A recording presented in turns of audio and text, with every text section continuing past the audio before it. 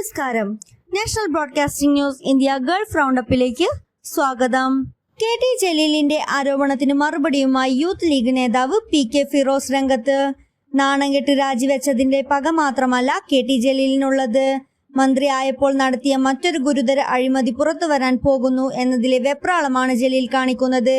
ഈ അഴിമതി കൂടി പുറത്തു വന്നാൽ തലയിൽ മുണ്ടിട്ട് പുറത്തു നടക്കേണ്ടി വരുമോ എന്ന വെപ്രാളമാണ് ജലീലിനെന്നും പരസ്പര വിരുദ്ധമായ കാര്യങ്ങളാണ് ജലീൽ പറയുന്നതെന്നും ഫിറോസ് പറഞ്ഞു. വിദേശത്തുള്ള കമ്പനിയിൽ എത്ര ആൾ വേണം, എത്ര ശമ്പളം തരുന്നു എന്നതൊക്കെ കമ്പനിയുടെ സ്വകാര്യ കാര്യം. അതൊക്കെ എന്തിന് ജലീലിനോട് പറയണം? ഫിറോസിന് റിവേഴ്സ് ഹവാല ഉണ്ട് എന്നതിന് ജലീലിന് വ്യക്തത ഉണ്ടോ? ഇങ്ങനെ ആരോപണം ഉന്നയിക്കുന്നത് ചെപ്പടി വിദ്യയാണെന്നും അദ്ദേഹം പറഞ്ഞു.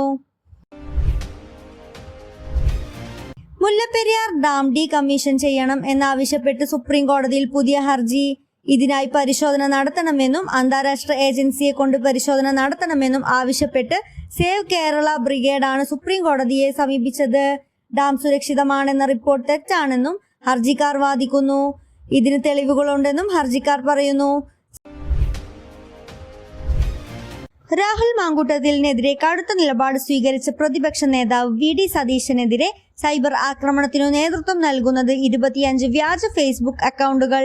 ഡിജിറ്റൽ മീഡിയ സെല്ലിലെ മുൻ ഭാരവാഹികൾ വഴി അനൌദ്യോഗികമായി നടത്തിയ അന്വേഷണത്തിലാണ് ഇക്കാര്യം കണ്ടെത്തിയത്.